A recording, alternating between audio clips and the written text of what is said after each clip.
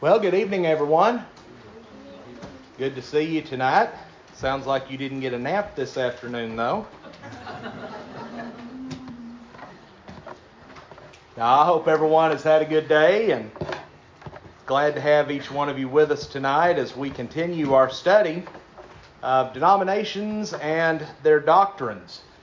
And as we begin this study, something that I want us to keep in mind, and any time that we speak about any type of religious group, be it the Church of Christ, be it any type of religious group whatsoever, we need to keep in mind the words of Jesus' prayer in John chapter 17, verses 20 through 23. And I want you to keep these words in your mind as we go through this study. I do not pray for these alone, but also for those who will believe in me through their word, that they all may be one, as you, Father, are in me and I in you, that they also may be one in us, that the world may believe that you sent me, and the glory which you gave me I have given them, that they may be one, just as we are one, I in them and you in me, that they may be made perfect in one, and that the world may know that you have sent me and have loved them as you have loved me. As we look at those verses, there is a word that is repeated time after time. And it's done so for emphasis. And it is the word one. And this is denoting the unity that Jesus wanted for his believers. That we are to be one united body. But notice something else that Jesus reveals in this passage, and this is something that I think we overlook many times whenever we look at this passage. Notice that he tells us here that the way that Christianity will achieve its greatest potential is by being united. By being of the same mind, being of the same judgment. And it's no wonder when we look at the fact that fewer and fewer people are coming to Christ today, and then we look and we see thousands of divisions in the church. Thousands of different religious bodies all claiming to be the one true church. Well, what happens many times, people are not willing to sift through those thousands of different groups. They're not willing to investigate every one of them to find out which one is right, which ones are wrong. And so they just throw up their hands. They say it's too hard to know what's right, so why even try? If the Christians can't figure it out, if they can't get along, then why should I even try? Well, those that have caused the church to divide through the centuries, it's very unsettling to me, and I'm sure it is to you as well, to realize that all of those that have caused the body of Christ to divide will have to answer for that. They will stand before the judgment seat of Christ, and Christ is going to ask them, why did you divide my body? Why did you not follow my teachings? That you remain as one. Why did you hamper the effects of the gospel by dividing and putting doubts into the mind of the world as to what really is the Word of God and what's not? Why did you do that? Well, last week we began looking at our study of denominations and their doctrines. And we started out by looking at just a brief introduction to the study.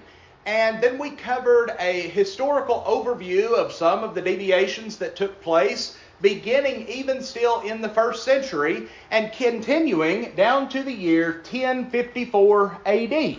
Well, in 1054 AD, you may remember from our study last week that what happened is there came to be some internal turmoil between some of the leaders of the church in those days. For you see that by the end of the first 1,000 years of church history, that you had come to have if you notice right here, 5 different geographical areas. You had Rome, Constantinople, Antioch, Jerusalem, and Alexandria. And what was significant about this is each one of those 5 areas had a bishop that was placed over those geographic areas.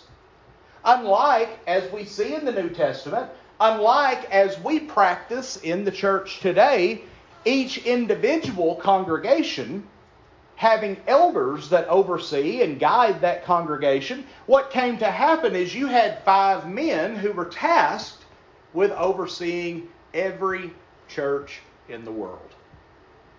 5 people. And so what you had someone in Rome who oversaw all of the churches in that area. It'd be like us saying that we're going to appoint someone to oversee all the churches in Randolph County or all the churches in the state of Arkansas. How can one person do that? It can't be done. Well, what happened? You had 2 of these 5 individuals that got the idea that they were more important than the others. That the churches in their area were stronger, they were more influential, therefore they should have more power than the others. You had a man who was known as the Bishop of Rome, which actually after the year 606 AD, that individual came to be known as the Pope. Even though it was not until about the year 1054 that individual claimed supreme authority over the church on earth. So you had this man in Rome who essentially said, all right, you 4 other guys, you're going to submit to whatever I say. You can retain your position, but you're going to do whatever I say. Well, initially they didn't like that idea, but in this idea of trying to keep the peace, they thought, okay, well, we'll let him think he has the power. We'll go along with it. We'll keep doing the things that we know to be right, that we want to do, and we'll let him do his thing. Well, in 1054 AD, the Bishop of Rome, he sent out a decree that regardless in the world where you live, that every service in worship to God had to be conducted in the Latin language. The significance of that is Latin was the language spoken by the Romans. Then he began to say, well, you have to pattern all of your worship after Roman tradition. Because you see what you had congregations down in Egypt who had vastly different cultures than what they had in Rome, who spoke different languages, who their culture would be infused into their worship in many different ways. And now Rome is saying, you know what? You've got to lay all that aside if you want to be acceptable to God. Well, you had an individual by the name of Michael I. He was the Bishop of Constantinople. He said, we ain't going to do it. He said, we're not going to go along with this. He said, we don't speak Latin. We don't live in Rome. We don't want to follow Roman culture. Let us keep our traditions. Let us keep our cultures. Well, in response to that, the Bishop of Rome, he said, well, if that's the way it's going to be, I'm going to just excommunicate Michael I from the church. Well, Michael I came back and he said, you know what, you have the same position that I have, so if you can excommunicate me from the church, I can excommunicate you from the church. Well, ultimately what ended up happening was you had a division. And you had those who sided with the Bishop of Rome, who became what is now known as the Roman Catholic Church. And you had the other part that became what is known as the Orthodox Church.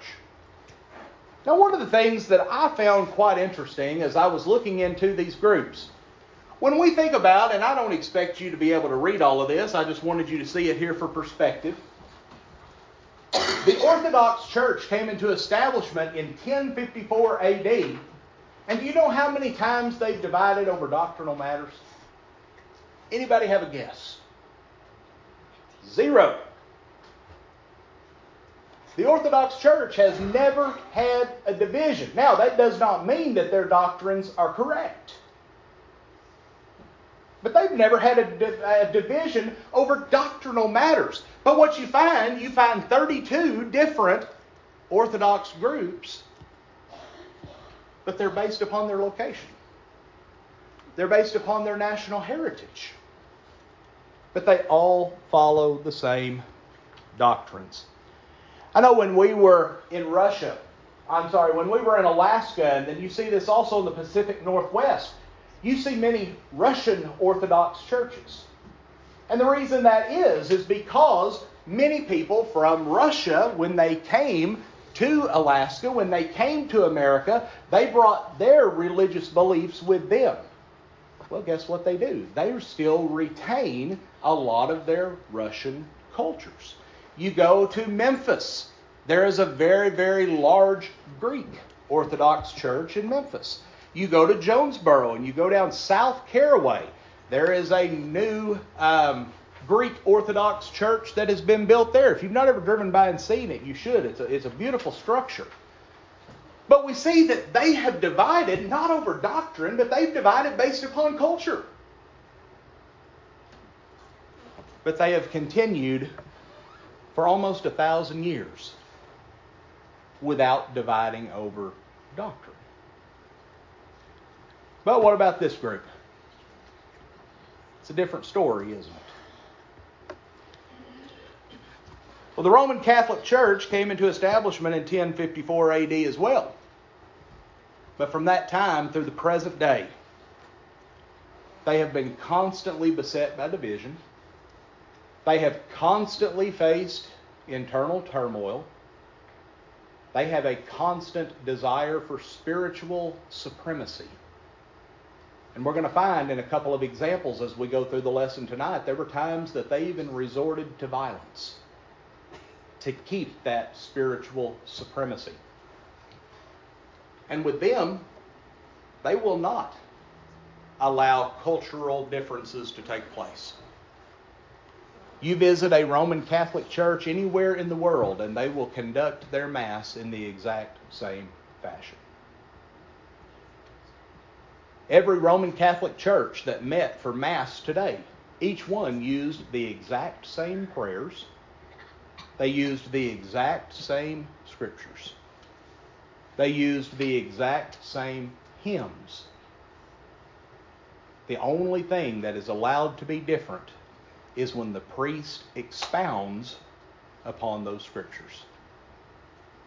Everything else has to be identical because it is dictated by traditional Roman practices. They're not allowed to deviate. Now, back in the 1970s, they did change it to where the Mass could be observed in your native tongue. And so rather than them requiring Latin to be used, it's now able to be celebrated, is the term that they use, in the native tongue of the language where that congregation exists, but they're still not allowed to deviate from any of the practices, the traditions that they've held to. Well, tonight, I want us to pick up where we left off last week.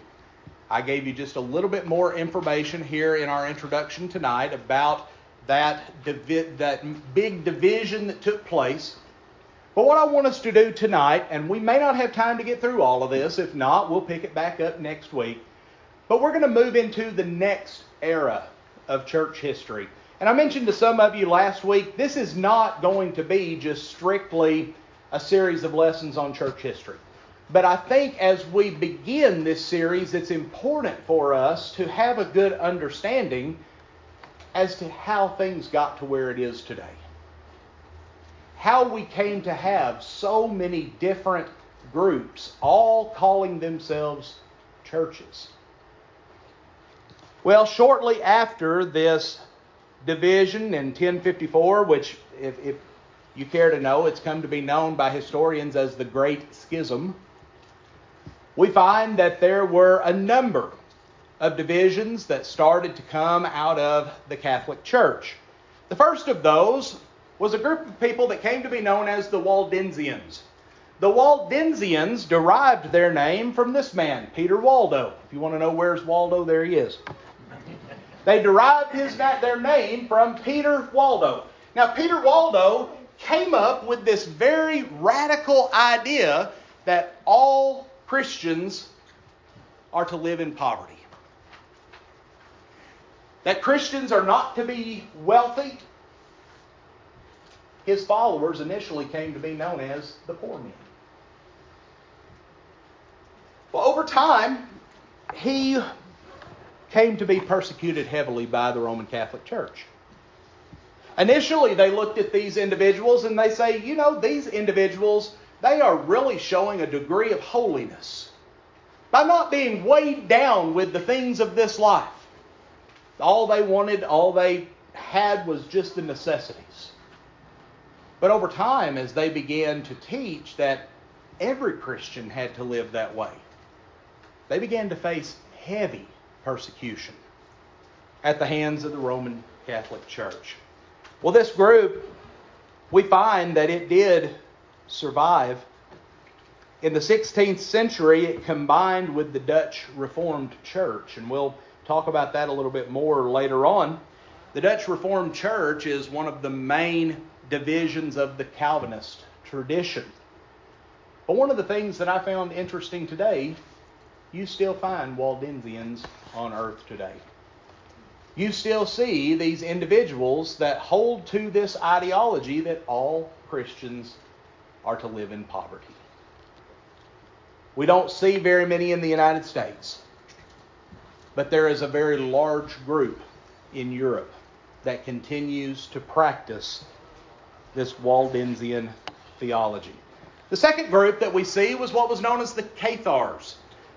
We probably all have heard the term catharsis. Well, that's where this term has come from. And literally it means the cleansed, the pure. Well, the Cathars, they began around the same time as the Waldensians. They originated in France, but they were heavily influenced by a group we talked about last week, the Gnostics. The Gnostics were a pagan group. They were opposed to the divinity of Christ. There were so many things that they stood for that was anti-Christianity. But they had just enough of a spiritual flair to them that people looked at them as being Christians. And they came to have a very strong influence for a couple of centuries. Well, the Cathars, their initial ideology was that they were going to change the Catholic Church. They were going to do away with the supremacy of the Pope, that they were going to put themselves and their ideologies into place. They thought that that would be the way that they would be able to push their doctrines. Well, as a result of this, once again, they faced heavy persecution.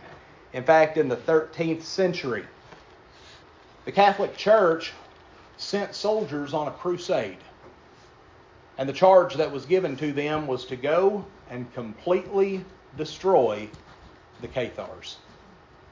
Now here's something that might be interesting to you. Some of you may have heard this terminology before. Any idea what the Cathar soldiers' names were? The Knights Templar. So we see so much of that tradition still continues to influence many things today. You see many of these qualities of Gnosticism that's a part of Masonic teachings today. So much of the symbolism of these heathen groups continues to be seen in a variety of different places and different uses today. And people don't recognize the origin. They don't recognize where it has came from. Well, moving on, this is an individual that if you ever get a chance to read about him, he was a very interesting character. In fact, I I have a book in my library that was written by a gospel preacher down in Texas, and I can't remember the exact title of the book, but it's about John Wycliffe, and it's a very interesting book because John Wycliffe was one of the very first individuals to come along and say the Pope does not have the authority he claims to have. He was one of the very first to come along and say this concept that the Catholic Church is telling us that everything has to be in Latin, that's foolish. People need to be able to have the Bible in their native tongue. People need to be able to worship in their native tongue. They need to be able to study the Bible for themselves. And so he was the very first individual to translate the Bible into English. As a result of that, he was branded a heretic. A price was put out on his head by the Catholic Church. And the only thing that kept him from being arrested and executed is he stepped into the pulpit one day to preach a sermon and fell over dead of a stroke. Well, we continue on. A man by the name of John Huss. I know it looks like Jan, but it's pronounced John. John Huss was born in what some of you that are older would remember as Czechoslovakia, in present-day Czech Republic. He came along and he began to question many of those same things that John Wycliffe was questioning. Does the Pope really have the power that he claims to have? Is it really acceptable to say that only the educated, only the clergy is able to study the Bible and that people have to listen to whatever they say? Well, John Huss came to influence one of the most well-known of the reformers. We'll talk about that here in just a little bit. But John Huss, in 1415, because of his opposition to the Pope and many of the Catholic practices, he was arrested by the Catholic Church and he was burned at the stake. But here is where this story takes an interesting twist. You remember I just told you about John Wycliffe.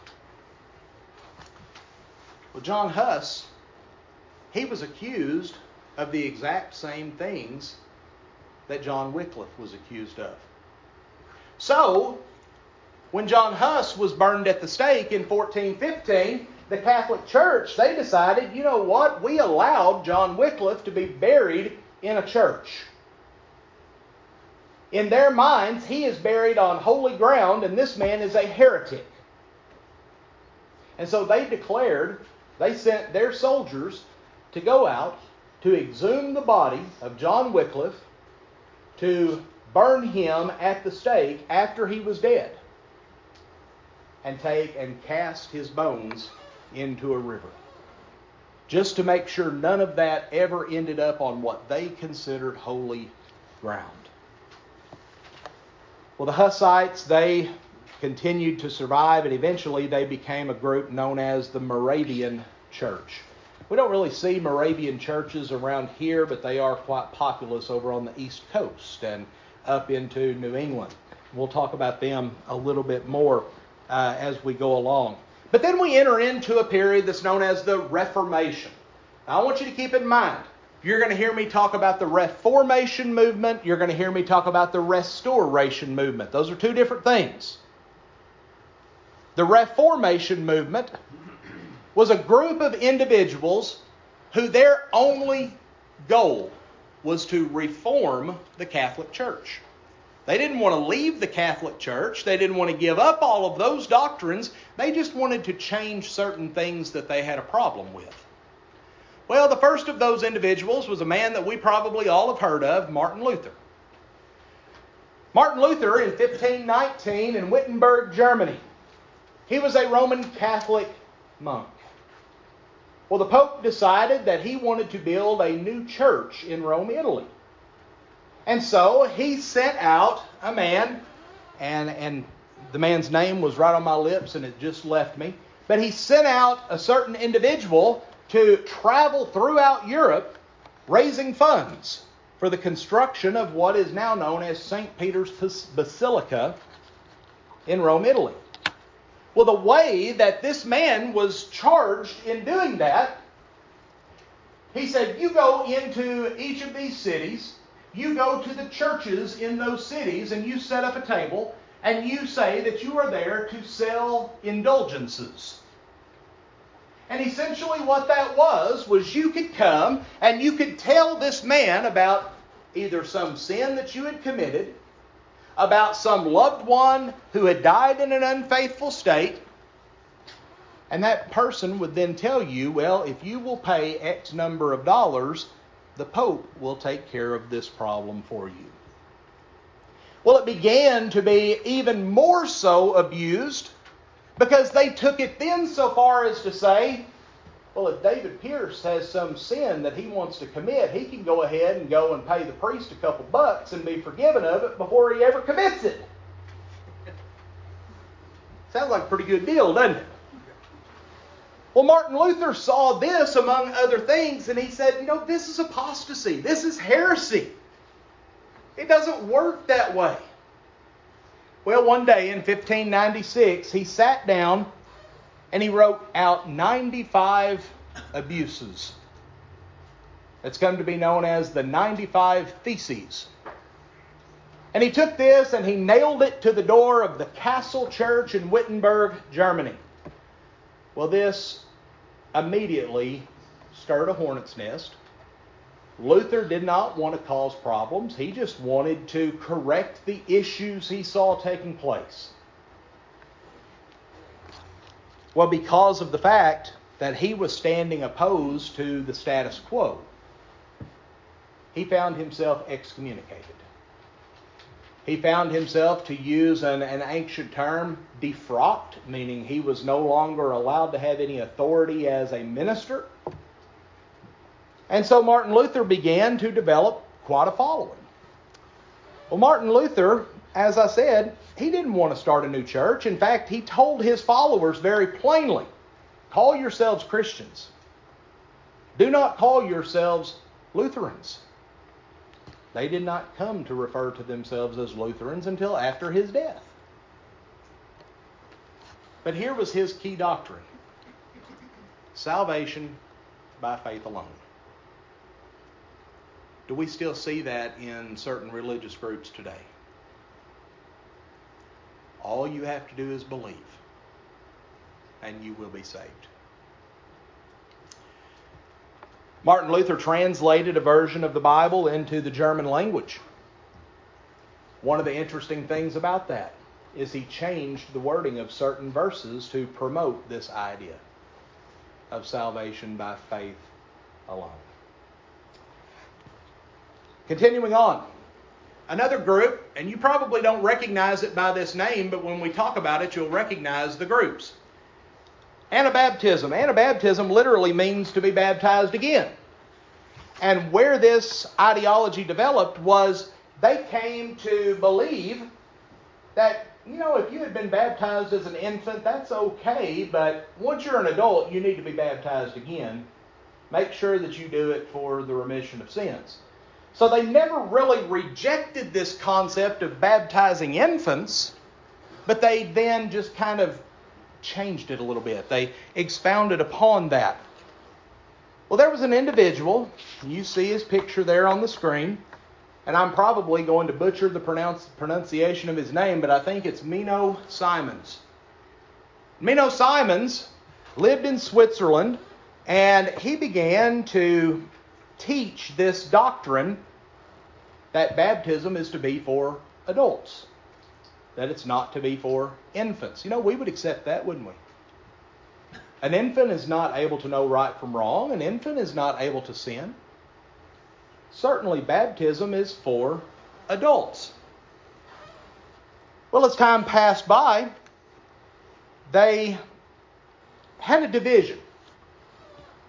This group that was following Menno Simons came to refer to themselves as Mennonites. We know them today as Mennonites. Well, what happened was you had a group, and this group was centered in Germany, who believed that the Mennonites weren't taking things back far enough. They weren't being strict enough. And so you had a man by the name of Jacob Ammon. Jacob Ammon was a Mennonite. He had already accepted many of John Calvin's doctrines, but he believed that there needed to be a stricter fellowship.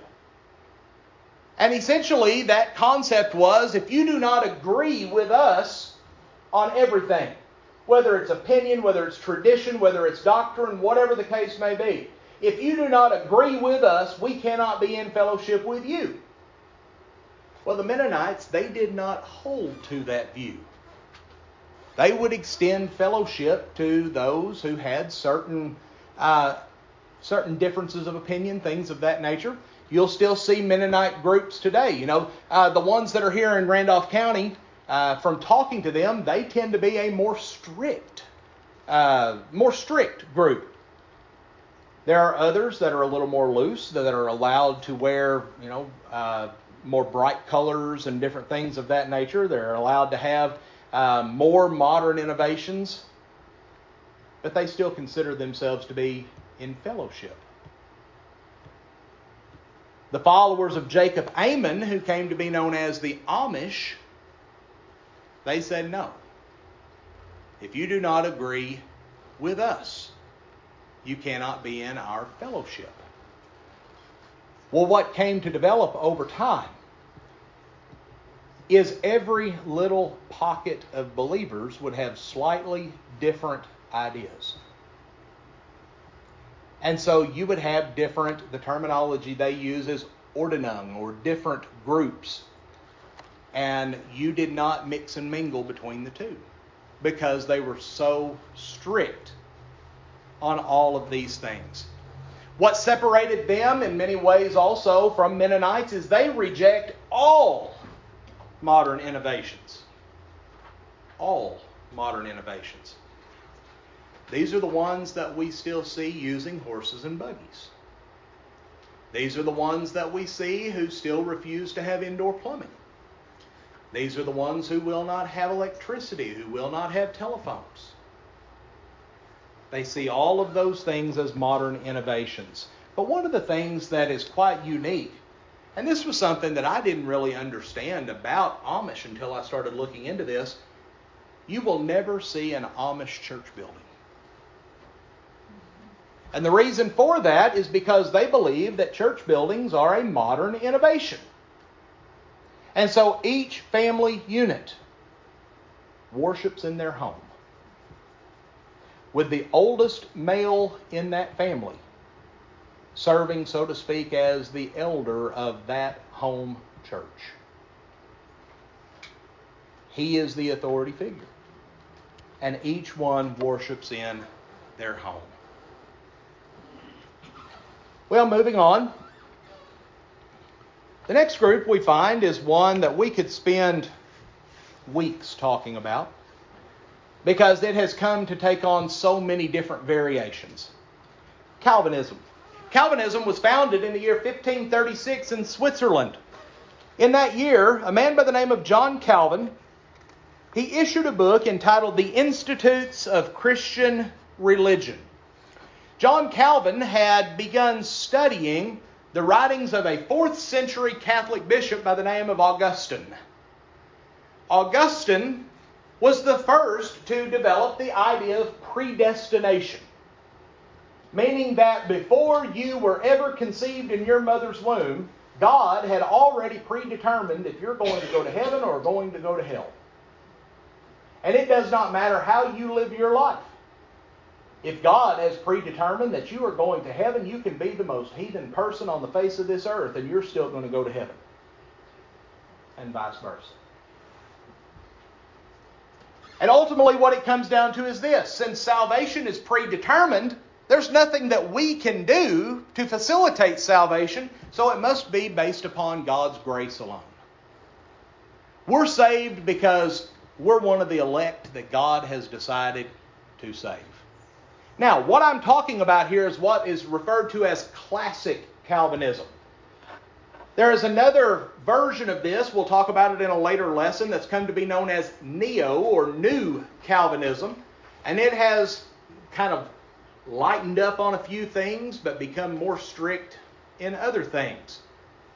But the main groups that we find practicing Calvinism today, at least strict Calvinism, are Presbyterian, congregational churches. Now, the congregational church has slowly been evolving into a new body. If you're ever traveling and you come across a place that says United Church of Christ, it is not the same. The United Church of Christ is a Calvinist denomination. And then you have the Dutch Reformed churches. And this ideology, this Calvinism, this neo-Calvinism, a lot of times you will hear it referred to as Reformed theology. Reformed theology, you've heard me talk about this. Carrie's given some lessons on this as well. We see a lot of congregations of the Lord's church that are starting to face issues with Reformed theology today. But if you notice here, it wasn't developed until 1536. It was developed by a man, not by God. All right, moving on. And we're fixing to bring this all to a close. In fact, this will be the last one that we look at tonight. We may not be familiar with the term Anglicanism, but you've probably heard the terms the Church of England or the Episcopal Church. The Episcopal Church is the American version of the Church of England because, folks, once we broke from England, we sure didn't want to be known as the Church of England. And so they developed a new term, the Episcopal Church. Well, you want to hear an interesting story.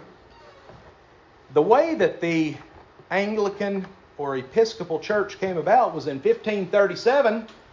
King Henry VIII of England was married to a woman who kept giving birth to girls. How dare her? Henry VIII wanted a boy. He wanted a son who would succeed him on the throne. So he sent a letter to the Pope, asking the Pope to give him a marital annulment. An annulment basically states that due to some circumstance, that marriage was never actually consecrated to God. Therefore, that person is free to remarry in the good graces of the Lord. The Pope refused to give Henry an annulment. So Henry said, well, I'll show you. All the churches in England will just separate from Rome, and I will become the head of the church.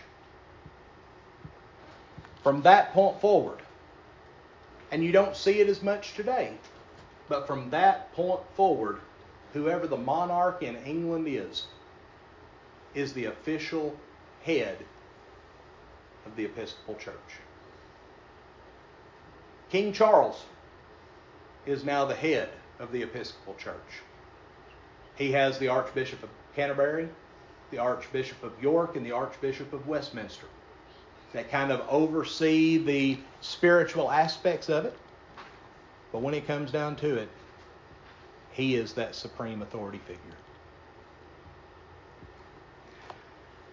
The Episcopal Church, it's basically Catholic. The rites, the liturgies, the services pretty much are identical to what you will find in any Catholic church. But one of the things that the Episcopal Church especially is well known for is they are extremely morally liberal. The Episcopal Church was the very first religious denomination to allow openly homosexual clergy. They were the very first denomination to authorize their priests to perform wedding ceremonies for homosexual couples. And it has continued to just go on from there. I know that, and I won't give you any kind of names, but I do know an individual from here in Pocahontas who had a son who was an openly practicing homosexual who was a deacon in the Episcopal Church in Jonesboro. So you see, and you know, the way that I term this in my notes, you know, what would you expect from a religious group that was founded because a person was throwing a fit over not being able to get a divorce? It's just continued to the point where it is today. Well, we're going to stop right there for tonight. And I know, as I mentioned last week, these lessons aren't ones that are particularly evangelistic. They're not ones that really are soul-stirring in any way. But, you know, possibly there's something that has been said that has caused your eyes to be open to something that's amiss in your life. Maybe something has caused you to realize that you're not a child of God and you need to obey the gospel. Well, we would encourage you to do that tonight through faith, through believing in Jesus Christ, through repenting of your sins, through confessing that faith and being baptized. Or if you are a child of God and you find that you've not been living your life the way that you should, maybe you've allowed false doctrines, false beliefs come into your life to pull you away from God, then we would encourage you to remove those things from your life. Repent of those things. Any sin that you find that is in your life that you're allowing to reign supreme, remove that. Repent of it. If you've strayed from the faith, we encourage you to be restored tonight. Tonight, if you examine yourself and there's a spiritual need in your life that we can help you with, we encourage you to come forward and make that known at this time while together we stand and sing. Hear the sweet voice of Jesus say,